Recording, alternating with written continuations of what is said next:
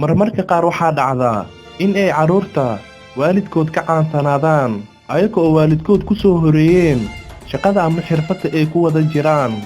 Sidaa darteed waxaan halkan idinku soo gudbin doonaa jilayaal ka tirsan Bollywoodka oo ka caansan waalidkood oo ay ka wada tirsan yihiin isla Bollywoodka. Salmaan Khan iyo Salim Khan. Aabbaha dhalay Salmaan Khan oo lagu magacaabo Salim Khan wuxuu shirkadda Bollywoodka ku soo biiray iyada oo riyadiisu ahayd in uu rabay inuu noqdo jilaa caan ah, balse uma suurtagelin. Wuxuu matalay filimo kooban oo uu qaar caawiye ka noqday. Kadib qoraalka sheekooyinka filimada qora ayuu isku beddelay asaga oo magac ku yeeshay shaqadiisa cusub, laakiin wiilkiisa Salmaan ayaa ka caansan. Aamir Khan iyo Tahir Hussain. Aabbaha dhalay Aamir Khan oo lagu magacaabo Tahir Hussain wuxuu ahaa director, filim qarashgareeye iyo atoore, balse marnaba howlihiisa kala duwan heerka muu gaarin. Waxaana u soo baxay wiilkiisa Aamir Khan oo ah mid ka mid ah aktarada loogu jecel yahay dunida uguna magaca weyn Bollywoodka. Kajal iyo Tanuja.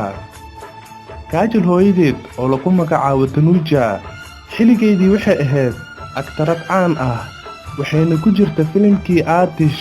Sidoo kalena Sanjay Dutt ayay hooyo u ahayd, balse hadda waaba la hilmaamay markii inanteeda Kajal ay soo gashay filimada. Kajal waxay Bollywoodka ka gaartay heer ayna hooyadeed ka gaarin. Sidoo kalena waxay ku jirtaa liidka jilayaasha abid shirkadda Bollywoodka soo maray. Kareena Kapoor iyo Karishma Kapoor iyo hooyadood Babita waxay ahayd aktarad qurux badan, laakiin in yar markii ay ku jirtay fanka waxaa guursaday Ranbir Kapoor. Magaceedii ay ku lahayd fanka halkaa ayuu ku haray, laakiin labadeeda hablood ayaa noqday jilayaal caan ah oo Bollywoodka. Hrithik Roshan iyo Rakesh Roshan.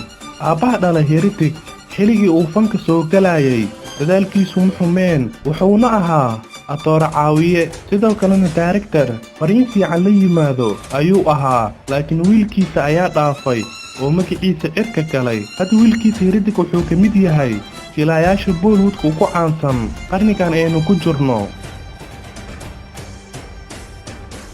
Shahid Kapoor iyo hooyadii Neelima Azim. Hooyadii waxay ahaan jirtay qof dadaal badan, laakiin heerka wiilkeeda uu fanka ka gaaray kama aysan gaarin.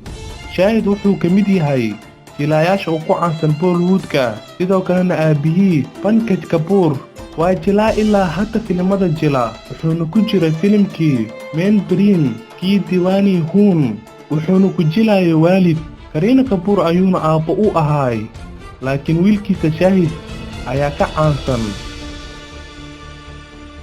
Alia Bhatt iyo hooyadeed waxay ahayd aktarad caan ah, waxaana guursaday Mahesh Bhatt oo director caan ah, balse labadoodaba waxaa magac iyo sumcad ahaanba ka horeysa inantooda Alia Bhatt. barnaamijkan waxaan idin socodsiinayay anigoo Cabdicasiis Cabdullaahi Cabdicasiis Nadara. kulanti dambe oo xiiso leh.